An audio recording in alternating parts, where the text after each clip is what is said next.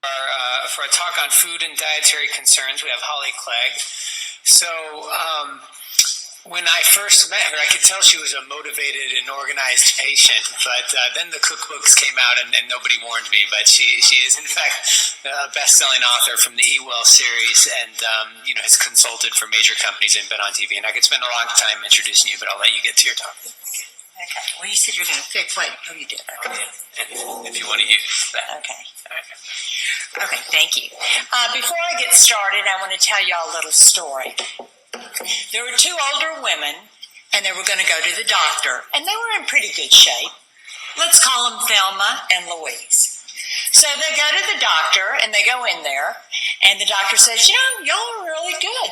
Thelma, you have a limp, and then Louise, you're a little hard of hearing, but that's okay. But Thelma says, Doctor, what can we do to live a longer, healthier life? He said, all you have to do is exercise and eat good food. So they run out and Thelma goes, wow, we know the secret to living a longer, healthier life. All we have to do is exercise and eat good food. And Louise said, that's not what I heard him say. He said we have to accessorize and buy new shoes. Obviously, I'm not going to tell you about accessorizing and buying new shoes, but I can tell you about eating healthy. I feel very honored to be here today as a newly diagnosed stomach cancer patient at MD Anderson and also as a healthy cookbook author. Let's see if I can get all this. I want to tell you a little bit about myself. I've always loved to eat. As a child, I loved to cook. I went to the Cordon Bleu cooking school after I graduated from college. Food is my life. Food is my passion. It's my hobby. It's my work. And it's really my love.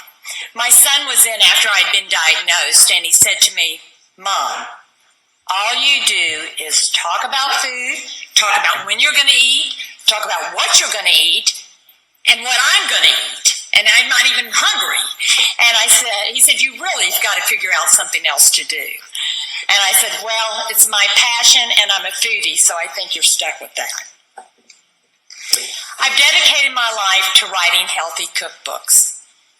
I really was ahead of my time because I started this 25 years ago because I felt there was a correlation with your health and your diet.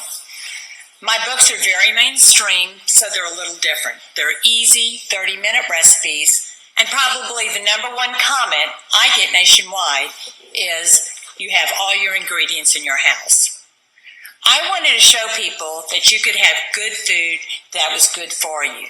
Taste was so important to me. I wanted to inspire people to go home and cook and eat healthy. And this started really as a passion, and it continued as a career that I ended up focusing on more diabetes, arthritis, and cancer, and then my mainstream books. As we know, though, cancer does not discriminate. I'm a healthy cookbook author, and I was just diagnosed with stomach cancer. But I do feel it is very important to eat healthy and to continue to do so because I think that will help me through my whole journey and after my gastrectomy. I've been very fortunate. I've had a great life, worked with some wonderful brands. I've had a lot of national TV show appearances. I've been on the Today Show. I've been on Fox and Friends. I've been on the 700 Club. And recently I just released a new cookbook, Guy's Guide to Eating Well, a men's health cookbook. With that, I worked with Walmart and I was on the Harry Connick Show. And he is just as cute as you think he is. Seriously. And then back again on the 700 Club, which is one of my favorite TV shows to be on. This was in June. I was going flying high, having fun, spreading my passion, and making a difference.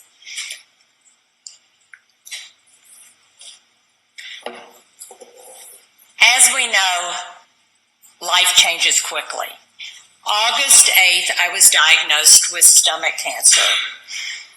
We were all really shocked, but I do feel fortunate that I'm here at MD Anderson with this wonderful team of doctors and Catherine, my dietitian over there, to help me through this journey. As as I've been listening, many people have had their gastrectomies, and so my perspective is really newly diagnosed and from the beginning. Ironically, my best-selling cookbook is a cancer cookbook. I wrote this book 16 years ago. A local oncologist approached me.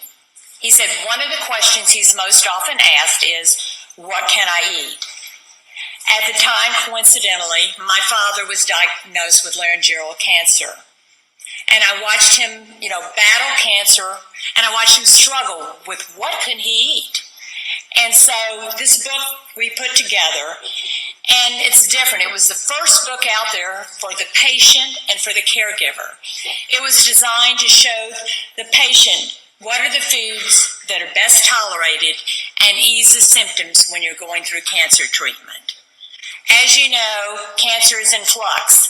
You don't feel the same as you go through different side effects. And you could look to the right. Those are the chapters from the book. They're divided into the different side effects. Day of chemo, neutropenia, nausea, high fiber, sore mouth, high calorie, high protein, snacks and smoothies, caregiver, and then healthy eating. What you'll find with this book, again, as all my Trim and Terrific books, it's easy 30-minute recipes, and it's everyday cooking.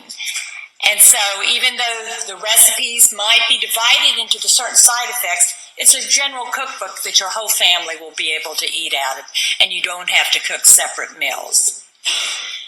I have a new appreciation because for 16 years I've talked about this cookbook as a cookbook author, and my appreciation is so different now as anything in life because I'm experiencing it as a patient now. And I've already turned to several of the chapters. I'm going to talk about transition into my dietary changes. When I was diagnosed with stomach cancer, I was really overwhelmed. When I was told I couldn't eat, I was really overwhelmed. At first, though, I couldn't really just even take a sip of water. So I really had struggled with what I could do and what I couldn't do. So I was sitting with Catherine, and she's crossing off the list of what I couldn't eat. I'm thinking, what can I eat? Fortunately or unfortunately, I never lost my appetite, and I was always hungry. I mean, I can remember in the very first beginning, and I've only been doing this since August, I told everybody, no, y'all eat around me, it's okay. But I would smell the food, and I was like a dog sniffing. It all looked so good. And everybody said, you're still hungry? And I was like, yes, I'm always hungry. So I was excited when I was allowed to eat some food, very gradually, puddings, yogurt. But it was all sweet, and I wanted something savory. And I promised, I thought cream of wheat tasted like a filet mignon. It was so good. So what I came up with, we bought protein powder. I started putting that, and I'll never forget my daughter made scrambled eggs one morning for me. She was in town, and I was just thinking they tasted funny. And she sort of looked at me with a smile, and she goes, just finish it, Mom, just finish it. And I did, and she put protein powder in my eggs. It does have a taste, even though they don't say. We bought peanut butter protein powder, chocolate protein powder, but those are good things to do. I know you're supposed to get protein drinks. I tried them, and I'm just not that kind of a girl. I like food. So if anybody has a good protein drink, I would love to know, because I know that's something I'm going to have to learn to enjoy. I got told to buy bone broth because there's more protein in bone broth. Well, I didn't like the flavor of bone broth. But in chicken broth, you can find it with added protein, so that's great. I said, I can make my potato soup. It's great. And Catherine said to me, Holly, you have to eat low fat. Potato soup is not low fat. And I said, but remember, I'm a healthy cookbook author. So I went to my book and made the potato soup, made with hash browns, frozen hash browns, skim milk, chicken broth. You mix it all together and even dabble in some yogurt on top of it. I encourage everybody to make your proper amounts. I couldn't eat but a half a cup, but we put it in containers containers and we put it in the freezer, and I'd eat off of it all week long and then pull out another container. However, everybody in the family started eating all my food because, like I told you, it's just good. Actually, the potato soup is in the sore mouth section. All the recipes in my book I have tested, and the photographs you see throughout, I take all the pictures as well. And when Daddy was going through treatment, you know, he had a sore mouth, and this was a good one that I made for him. As time went on, as I continued with my chemo, my diet got advanced, and I got the green lights to eat other things like eggs, chicken, cottage cheese, white rice and white pasta. You know, and plain pasta, I was used to eating whole wheat pasta and brown rice. So, you know, I have made considerable changes right now, what I can and can't eat. So my solutions, you know, they said, you could eat soup now. Go get one of those chicken and stars soup. I'm just curious, who knows what chicken and stars in a can is? Everybody, except me. I did not know what it was. I was like, what is that? And they all sort of looked at me funny. I never bought it. Remember, you know what I would do? Somebody wanted chicken soup, I'd go home and make it.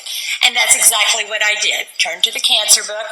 But again, 30-minute easy recipes. It's made with rotisserie chicken and canned chicken broth and just a few other ingredients. So I do hope to inspire everybody out there. It's easy to cook and easy to make it from scratch, and that way you know what's in it. Cottage cheese, I have to admit. You know, I used to talk about my mother and say, Mother, you eat that cottage cheese and peaches? Yuck. Well, cottage cheese has become my new best friend. And low-fat cottage cheese, did you know a half a cup has 13 grams of protein in it? I eat cottage cheese every single day because I know I'm getting a good dose of protein. I was running this morning. I went to the refrigerator and grabbed some cottage cheese and ate that before I came here. So I knew I was getting it.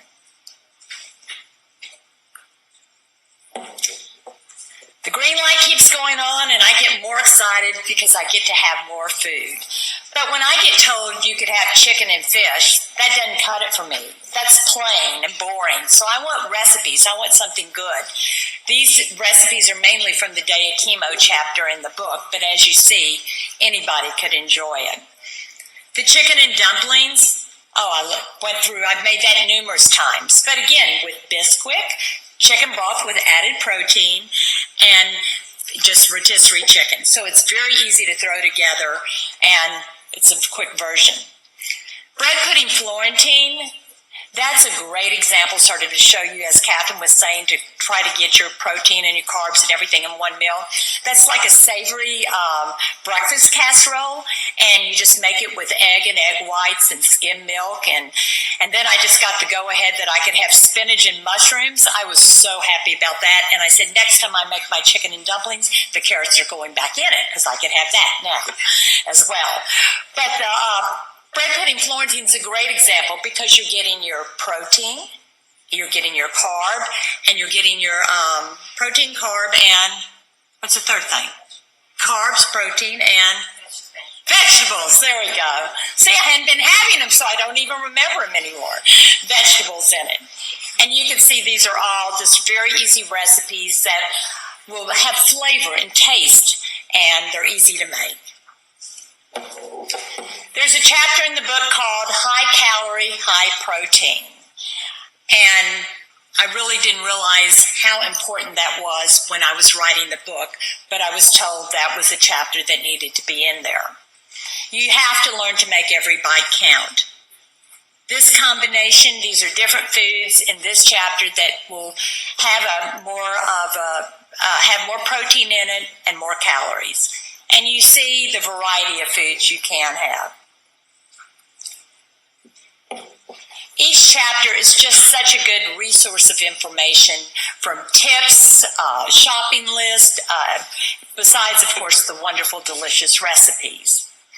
Eggs, these are some proteins and calorie tips that I thought could be helpful to make every bite count. For your eggs, you could have them scrambled, but also think about hard-boiled eggs. Keep them around and toss them onto everything. You want to make sure you use low-fat dairy. That means skim milk or low-fat milk. Cottage cheese, again, my new best friend, is a great source, but also Greek yogurt. If you're eating yogurt, you always want to choose Greek. There's more protein in Greek yogurt than anything else. And sneak in that yogurt put them on your potato. I make my eggs with it. You could top it with anything. But again, you also want to make sure it's low fat or fat free. Non-fat instant dry milk is a great little source that you could put into casseroles or mashed potatoes, or you'll find other uses. And of course, protein. I haven't had peanut butter and jelly crackers in years, but peanut butter is such a good source of protein that I've been eating those all the time. And I forgot how good they were, actually.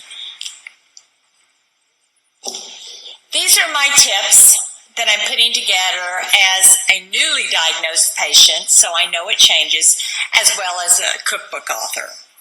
You need calories, but we also know that we need protein. Hydration is important. And like I said, I'm going to have to find one of these protein drinks.